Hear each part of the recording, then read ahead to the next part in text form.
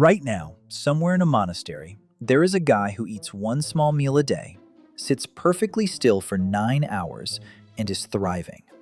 No pre workout, no 6 meals a day meal prep, no, bro, you gotta hit your protein.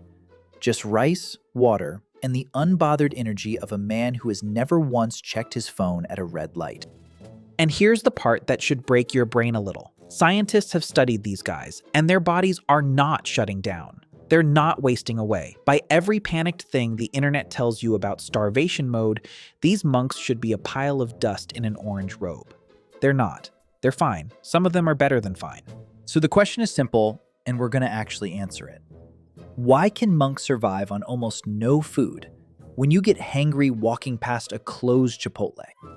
3 things are happening inside their bodies. Number 3 is going to make you look at your own metabolism like you just found out your quiet coworker is secretly a Navy SEAL. Let's go. Okay, first, let's kill a myth, because it's the reason this whole topic feels impossible. You've heard starvation mode, right? The idea that if you eat too little, your body locks the doors, refuses to give up any fat, and you just stay the same forever out of spite, like your body is a toddler who found out you're leaving for work. That's mostly nonsense. And we know it's nonsense because of one absolutely unhinged true story from Scotland. Dundee, Scotland. A 27-year-old named Angus Barbieri walks into a hospital. Angus is not a small man. Angus is, medically speaking, in serious danger from his weight. We're talking a man whose health was genuinely on the line. He worked at his dad's fish and chip shop, which is the single most evil place on earth to work if you're trying to lose weight. That's like trying to quit gambling while living inside a slot machine. So Angus tells the doctors, "I want to fast. Just a short one." The doctors go, "Sure, a few weeks, we'll watch you." Here's where it gets wild. He didn't stop. Under constant medical supervision, daily monitoring, blood tests, vitamins, electrolytes, the whole hospital babysitting operation, Angus Barbieri went 382 days. A year and 17 days. The longest medically supervised fast ever recorded. From June 14th, 1965 to July 11th, 1966, he lived on nothing but tea, coffee, soda water, and vitamins, and he lost 276 pounds. And before you do anything, no, we are not doing this. Put your tea down. This is not a how-to. This man was in a hospital with doctors checking his blood work for over a year, and even Guinness World Records eventually went, "Yeah, we're not endorsing fasting records anymore. People are gonna hurt themselves." When the world record people tap out for safety reasons, that's your sign. But Angus matters for one reason. His body didn't go into magic lockdown starvation mode. It did something way more interesting. It reached into the basement, found a backup generator nobody told him about, and flipped it on. And that exact backup generator is the answer to the monk question. So here's what's actually going on. Lean in. This is the good part. Your body runs on 2 fuels. Fuel number 1 is sugar, glucose. It's the gas station candy of energy. Quick, easy, burns fast, and your brain loves it. This is what you're running on basically all day. Toast, rice, that small handful of your roommate's chips that was clearly a large handful. The thing about sugar fuel is you don't store a lot of it. You've got maybe a day's worth hanging around, tops. So what happens when the toast stops coming?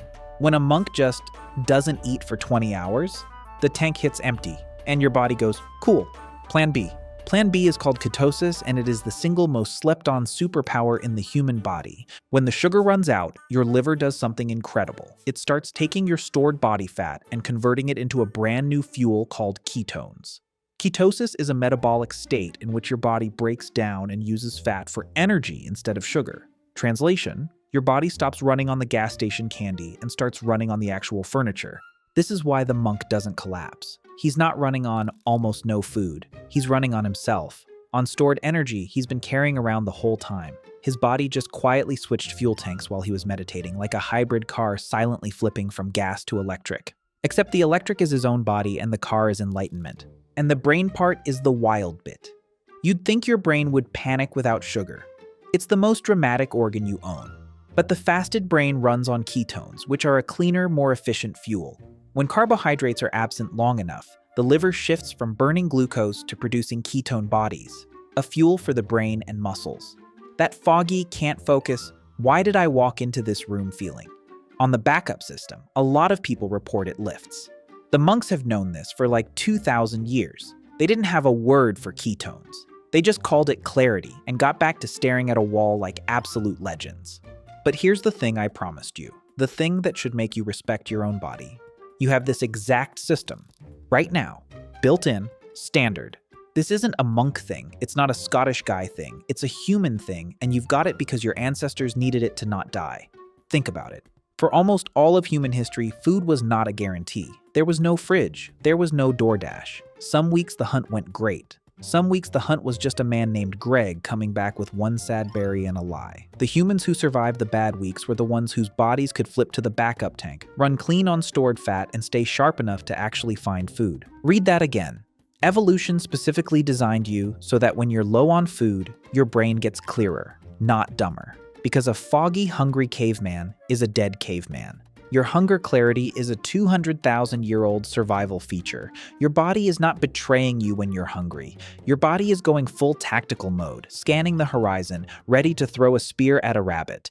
You are not a fragile little guy who needs a snack every 90 minutes or you'll perish. You are the descendant of the most metabolically adaptable creatures that have ever lived. The monk isn't superhuman. The monk is just normal human, undistracted. So naturally your brain is now going, sick, I'll just become a monk. Eat one bowl of rice, achieve clarity, get shredded, ascend. No. Sit down. Here's the catch nobody on the internet tells you. The monk's setup works for the monk's life. He sits, he meditates, he moves slow. His whole day is built around stillness. His body sips fuel because it's barely spending any. You're trying to squat. You're trying to build a body. You're trying to add muscle, hit a PR, look good at the function in July. That requires the opposite of the monk's deal. Muscle is expensive. Building it takes fuel, protein, and recovery. It takes feeding the machine, not starving it.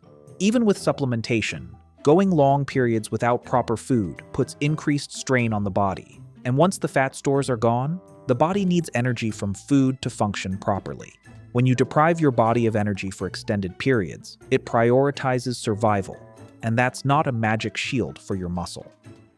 Translation: the monk's metabolism is built for surviving. Yours needs to be built for building. Different software, different goal. You don't want to run your body like a guy avoiding food. You want to run it like an athlete who knows exactly what to give it and when. And that, knowing what your specific body actually needs, is the whole game. Which, funny enough, brings me to the one tool I can't shut up about. Real quick before you go, because this connects directly. The monks succeed because they understand their own bodies completely. Most of us are out here guessing if the workout's working, guessing if we're eating right, guessing at muscles we can't even see properly in the mirror. So let me put you onto something.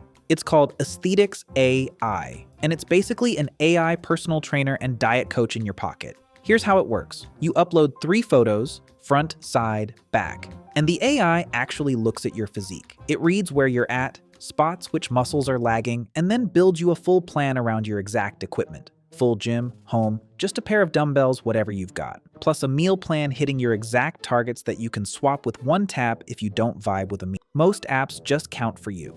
This one actually sees you change and adapts with you. Scan, build, verify, only one. Hundreds of people are using this thing every single day right now, and the transformations people are posting are honestly kind of insane. So here's what I need you to do. Tap the description, check the pinned first comment. I dropped the link to Aesthetics AI right there. Go look now, before you forget. Don't be the guy still guessing while everyone else is letting the AI do the thinking. Description, first comment, go. So that's the answer. Monks don't survive on almost no food. They survive on themselves, on a fuel switch every single one of us is walking around with. Their bodies aren't magic. Yours isn't broken. It's the same incredible 200,000-year-old machine. The only difference is the monk learned exactly how to run his. Now go learn how to run yours. I'll see you in the next one.